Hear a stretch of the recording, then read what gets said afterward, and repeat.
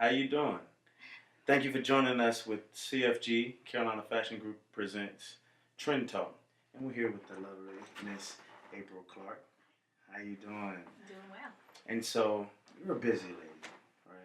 You're Yeah. a blogger, you're an author, you're a stylist. Mm-hmm. Could you tell us about your fashion journey and how you've gotten to this place that you're in right now? Well, it's been a journey. I will say that. I will say that I started out as a designer and really loving to design and a self-proclaimed stylist, meaning I was only styling family and friends and helping them shop and that type of thing. And I moved back to North Carolina in 2009 after going to school here, moving back home, and then coming back because I love the area so much. And I realized that there was a missing element about with fashion. The connections, pattern makers, sample makers. Like, where can I get all these people to help me create my designs and bring them to market? Mm-hmm. That's the key, bringing them to market. Right. And not just making pretty designs that just sit in the closet, but how do I bring these things to market? Right. And I could not find that, and it was really, really hard. So I got a group of people together, and we sat in a room, and we, kind of brainstormed on how to make something like this happen. And just like most things, unless you really have a right motor behind you, it's just really not going to move. And so it never went anywhere. But I realized that there's something unique here about Raleigh and about just it being a place for fashion. Not necessarily having to go to New York or to LA, but that there is a really strong presence of fashion in North Carolina. There are 17 and 19, probably 20 fashion and apparel schools in the area. There are professionals. We have the best school for apparel and textiles right in our backyard. And I just felt like this was the place where I was going to develop as a fashion professional. Now that evolved, like you said, it was a journey. And for me, needing to be a designer did not happen as fast as I wanted it to happen. But I noticed that I did do well with styling and helping my friends. And I said, okay, well, I'm going to go ahead and focus on doing that and just kind of building my brand. And so years went down the line, and just doing different events and helping out with different things, and noticing me trying to fit in, trying to put myself or infuse myself, and it just wasn't working. And so I said, you know what? I'm just going to go ahead and create everything that I want to do. So I wanted to have a voice in fashion, so I started blogging. I wanted to design clothes, so I started my own t-shirt line. I wanted to give people advice, so I wrote books. I wanted to be a fashion editor, so that's what I did. So the key here was that it was a journey that I had to create.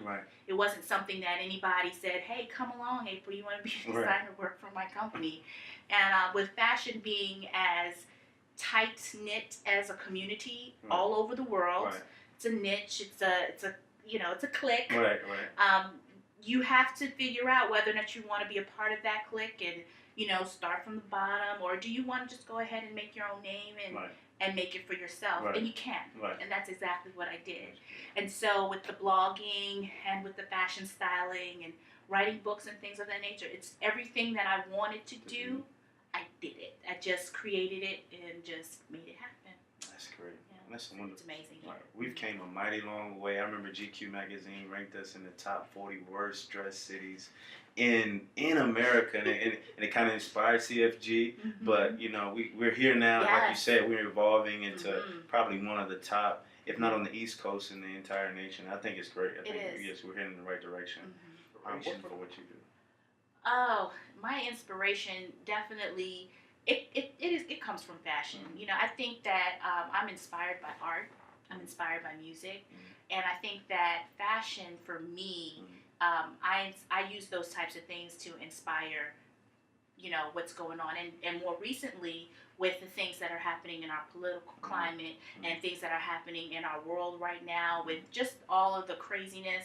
I've started to infuse that into my fashion as well, into my blogging, and I started to look and say, I'm inspired by what's happening, and I want to have a voice in what's being said. My vehicle is fashion, and I'm using that. And so whether I am, using my culture and my heritage to be proud and to use that as a voice and to say, certain things are not right and certain things should change, then I will wear a T-shirt that says that or conveys that or infuse that into my blog. And I use fashion to speak. And so I take that from art and from music, but more recently, yes, from the things that are happening in our world. Okay. No. Speaking of that, and that kind of transitions us into your T-shirts. There was one T-shirt that we saw, "Stop chasing boys and shop more." Can you explain a little bit, where that came from and how that inspired, what you're inspired by? It really was just something fun, something funny I wanted to do. I was talking to some youth, and I was just listening to what they're talking about. I said, isn't it more fun to shop? Right. You're worried about these little boys, just shop. Have more fun with that. But with that again, it's just something fun, nothing too serious, but I like it. I think it's just something that it's cute. Right. And creative and innovative. And I mean, the young girls or the young ladies should definitely take into that. I'm not sure if they're really buying into it, but I think they should. That's good. So I'm inspired. I'm excited about it as well. Yeah. Especially like you said, how to see that here in our local area, in our triangle area, especially Charlotte and in the South, like you said, that Southern style really expanded into in with the New York feel. But that's just the key. We're not losing it. It's just being infused and incorporated what we already have. So the gentlemen are still wearing bow ties, and we still see things like our the plaids, and we still see things that are very tailored. But then you also have a little flair here. You get the high fashion pieces being infused in bold patterns, less pastel, bolder colors. So as we conclude, you've tackled and accomplished so many things already. Thank you. What's next for your brand? Well, I have the fashion styling site, aprilrenee.com. That is my professional styling site. I have my blog, whatwouldapril.com. I have the boutique that goes with the blog, whatwouldapril.store. And then more recently, I'm going to start back designing, and I'm going to relaunch my nail polish and cosmetics under my label, Love April. Okay. So it's aprilislove.com. So that's my baby, and you're the only person I've told this to. And as I'm saying this, I'm like, oh my gosh, I just announced it to the world. But it's covered 2017. Okay. April. But it's a contemporary fashion label and beauty line. It's what I call my love letter to fashion. When you were talking about that journey, this is me creating that. This is me leaving my legacy and my footprint to fashion. That is amazing. No, that is amazing. Thank you. So, tell us where they can catch you. You talked about your website. Yes. But your Instagram, your Twitter, your Facebook, all that stuff. Give it to the camera and the fans. My Instagram is What Would April Wear. My Twitter is Styled by April. My Facebook is What Would April Wear. Pinterest, What Would April Wear. YouTube, What Would April Wear. What Would April Wear in Google, you'll find me. Everything.